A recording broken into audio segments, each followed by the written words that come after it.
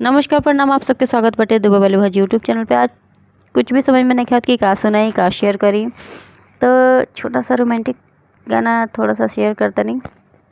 Comment मत करो, अच्छा लगे तो लाइक करो जरूर।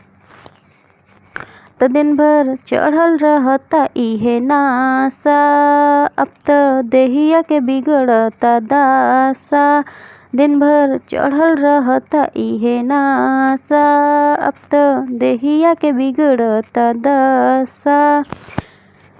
तो सुना 2 मिनट के छुअल हानि हो गइल, सुना 2 मिनट के छुअल हानि हो गइल। किछु के छोड़ देला, किछु के छोड़ देला, देह पानी पानी हो गइल राजा, पहिले से बेसी परेशानी हो गइल। किछु के छोड़ देला, देह पानी पानी हो गइल राजा, पहिले से बेसी परेशानी हो गइल।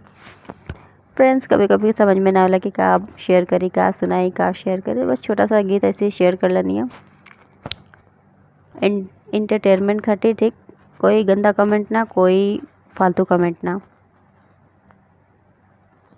अब मुलाकात हुई नेक्स्ट वीडियो में अच्छा कहानी के साथ।